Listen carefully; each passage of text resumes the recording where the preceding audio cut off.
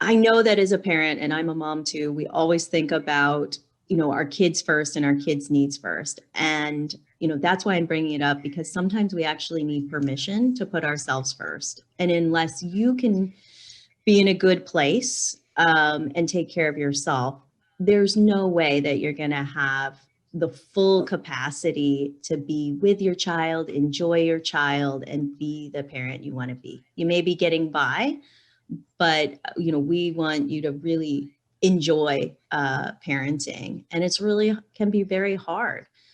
So I think it's worth talking about this so that when you do need to do the harder things like tantrum response or shots or deal with all the stresses of COVID, like you have the energy and reserve to do that. And then Wendy, you were also, when we were kind of talking about this ahead of time, you also shared some pieces of with certain families, you really have to kind of walk it through with them and have a plan. Like you said, the one mom, she was all dialed in. She had a plan. It was really concrete. But you said with some families, I mean, you really have to sit down and kind of walk it through with them, right? Yeah. So in the mom that's in a meltdown, who just clearly has had so much pent up and just feels released, but then is like, but what am I going to do? I have to deal with all of this other stuff. Right. Then sometimes just getting down to specific questions. What helped you in the past? Yeah.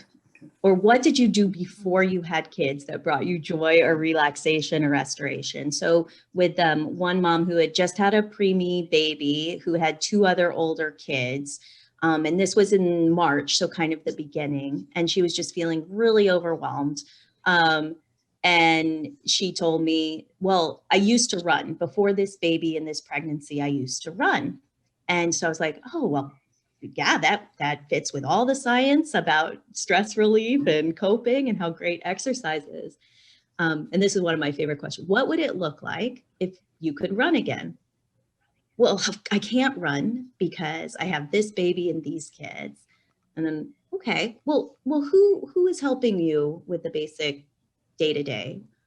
She has a relationship. She actually has a positive relationship with her husband. After we did a couple more questions, well, my husband's in the house. Okay, so what would your husband say if you said, I need to go for a run every day for 15 minutes? So that's really concrete. That's a really concrete ask to offer the mom. And she kind of looked at me and almost like laughed and was like, he'd say, yeah, great, whatever. Like her husband wouldn't really have much emotional impact about that.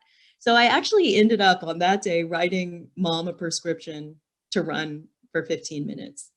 And everything from that point on, even though she was like, yeah, I do it about once a week. She didn't even need to do it like every day, like she had done it before. But I think that action of just giving her permission.